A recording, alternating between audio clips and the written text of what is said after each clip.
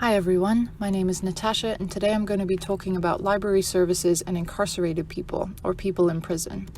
Canadian prisons are run by both the federal and provincial governments. The Correctional Service of Canada is responsible for the federal system, while provincial institutions hold adults serving shorter sentences and young incarcerated people. I've listed the specific breakdowns here, but on any given day over the past few years, there were about 38,000 adults and 674 youth held in custody across Canada.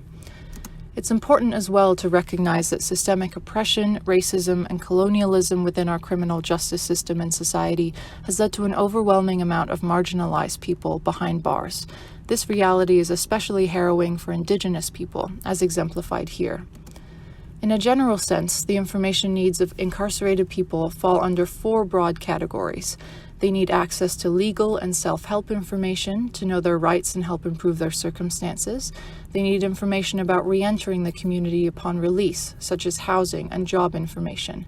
Members of marginalized groups need access to their own community resources, such as Indigenous cultures and knowledge.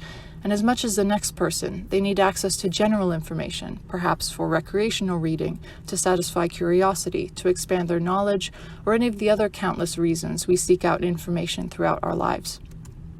Canadian prisons are supposed to have in-house libraries to help assess and meet these information needs. Typically, those libraries follow the public model, loaning out books and other materials for free, providing reference services and access to computers, and conducting library programs. Popular or effective programs might include book clubs, literacy and legal groups, book carts that make the rounds of the prison, and reading programs that allow incarcerated parents to read aloud and record books for their children.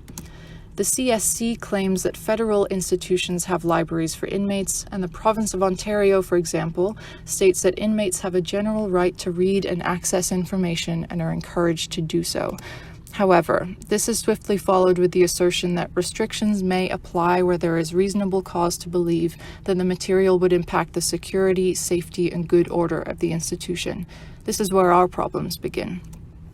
Prison libraries are under the direct purview of the federal and provincial governments, or the state, the same authority that seeks to disempower and dehumanize incarcerated people by cutting them off from the rest of the world, by controlling what incarcerated people can and cannot read through arbitrary censorship, denying them access to the internet, and treating library access as a privilege that can be revoked at any time.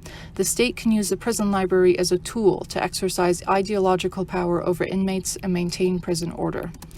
Reports from the Office of the Correctional Investigator confirm that the severe censorship, underfunding, and understaffing of Canadian prison libraries is a systemic issue that has been worsening for decades.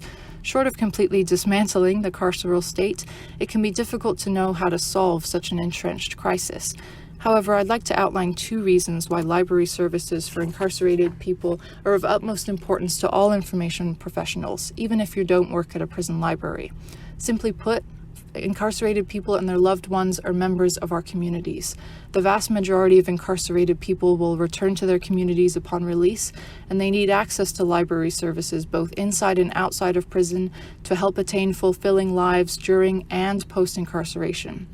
Secondly, the impact of systemic racism and state control on prison libraries reminds us to examine the power structures within our organizations of work.